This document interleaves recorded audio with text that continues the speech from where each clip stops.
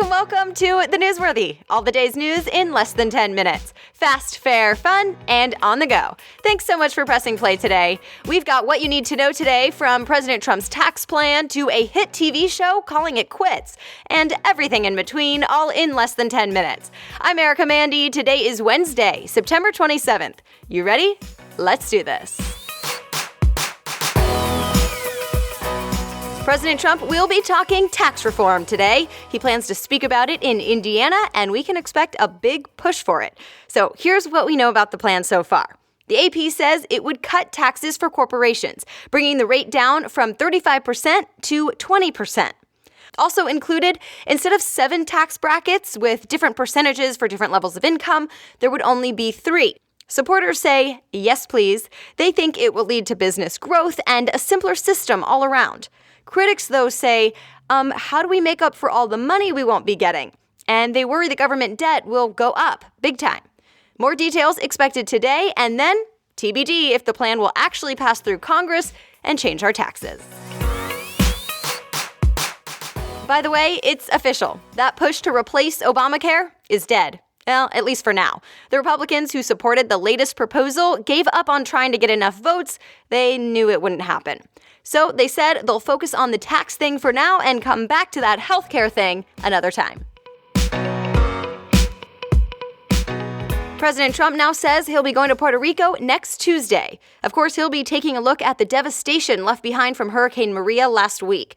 The AP says some politicians have criticized the president for not responding to the needs there fast enough, including Puerto Rico's governor. But the president pushed back. He said a bunch of supplies and help have already been sent, and the logistics make it harder since it all has to be shipped to an island. The New York Times points out the latest concern now: a possible health crisis. Hospitals are struggling to stay clean. There's a shortage of medical supplies and medicine. CNN says the U.S. will now be sending a Navy hospital ship to help with some of that next week.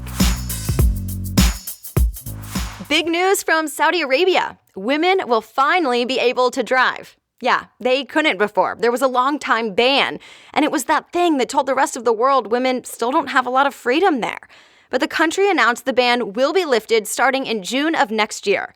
The New York Times says Saudi leaders hope the new policy will be better PR in front of the rest of the world, for one, and 2, will help the economy, because when women can drive, it'll be easier for them to make money and work.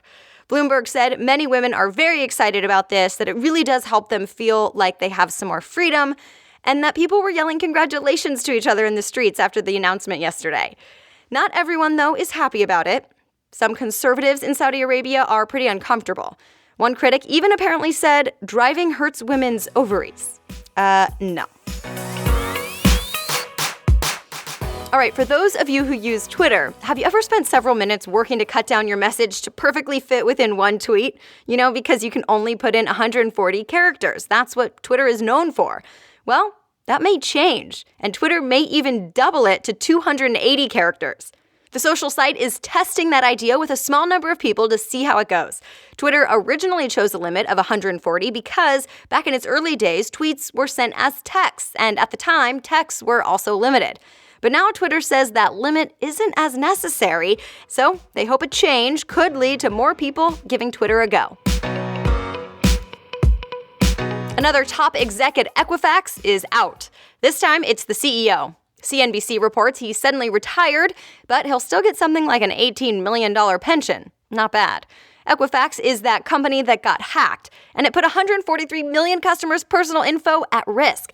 Then the company got accused of handling the aftermath all wrong, and cue the investigations and lawsuits. 4 college basketball coaches are in some legal trouble, accused of taking bribes and kickbacks. Not good. The Atlantic reports a total of 10 people, including the coaches and an Adidas executive, are facing federal charges right now. They're accused of secretly getting paid when they would send star players, even high school recruits, to certain managers and financial advisors.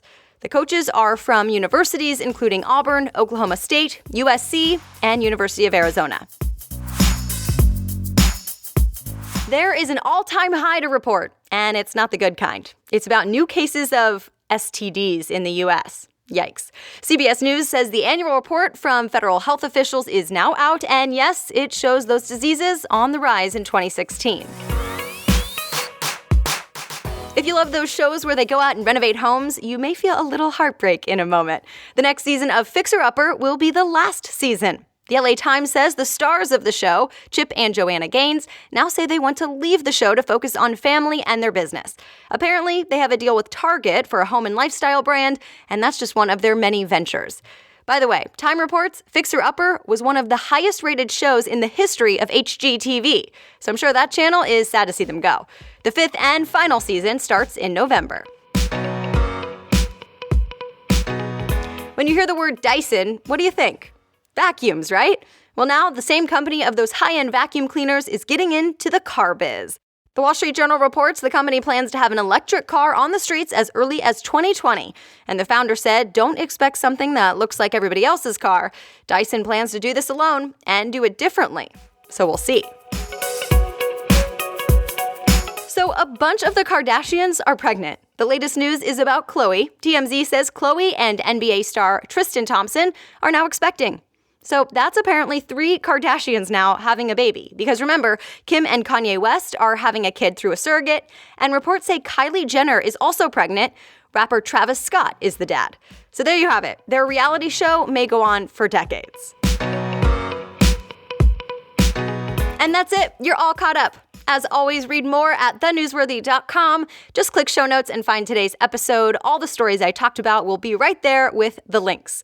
Please continue to share The Newsworthy with friends. There's even a share episode button on most podcast players, so it's really easy. And I always appreciate those reviews as well. Thanks so much again for listening. Have a great day, and let's chat again tomorrow.